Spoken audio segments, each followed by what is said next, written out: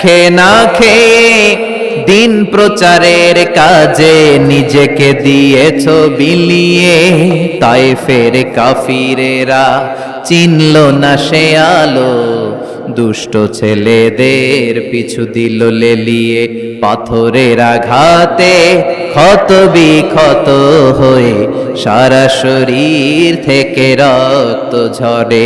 হে রাসূল তোমাকে ভুলি আমি কেমন করে, হে রাসূল তোমাকে ভুলি আমি কেমন করে। হাজার ব্যথা বেদনার পরে ফিরে আসনি তুমি আপন ঘরে, দিনের আলো তুমি ছড়িয়ে দিতে, চলে গেলে মদিনায় মক্কা ছেড়ে।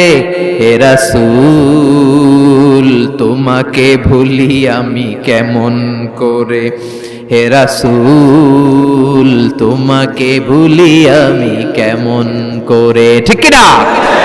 তায়েফবাসীদেরকে বাঁচানোর জন্য বিশ্বনবী তায়েফে দাওয়াত দিতে গেলেন, পাথরের আঘাত খেলেন, বিশ্বনবীর দাওয়াতে তারা সাড়া দেয় নাই। বিশ্বনবীর মন খারাপ, ঠিক কিনা? মন খারাপ হয়ে বিশ্বনবী নাখলা নামক খেজুরের বাগানে ঢুকলেন। সারা গা দিয়ে ঝরঝর ঝরঝর করে রক্ত পড়েছে। বিশ্বনবীর সাহাবী যায়েদ বিন হারেসা কুয়া থেকে পানি এনে বিশ্বনবীর মোবারক দেহটা থেকে ধুয়ে ধুয়ে রক্ত পরিষ্কার করে দিচ্ছেন। বিশ্বনবী রাতে সেখানে ঘুমালেন, ফজরের সময় নামাজ পড়তে শুরু করে দিলেন। বিশ্বনবীর তেলাওয়াত শুনে একদল জিন অবাক হয়ে গেল। জিনেরা কয় ইন্না সামি'না কুরআনান আজাবা ইয়াহদি ইলার রুশদি ফাআমান্না বি। সুবহানাল্লাহ।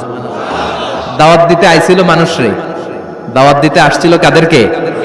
কিন্তু মানুষ দাওয়াত কবুল করে নাই। আর বিশ্বনবী কেঁদে কেঁদে যখন নামাজ পড়ছিলেন, তেলাওয়াত শুনে জিনেরা অবাক। জিনেরা কয় এটা কোনো মানুষের বাণী হতে পারে না, আল্লাহর বাণী ছাড়া।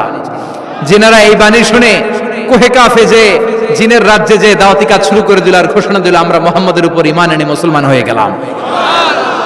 আসেন আল্লাহর নামে তিনটা তাকবীর দেই, ভাগাভাগি করে দেই। প্রথম তাকবীর দিব বিবাহিতরা, দ্বিতীয় তাকবীর দিব অবিবাহিতরা, তৃতীয় তাকবীর সবাই মিলে। বিবাহিত কারা কারা আসছেন দেখি?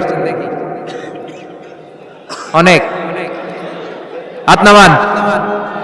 অবিবাহিত কারা কারা আসছে দেখি?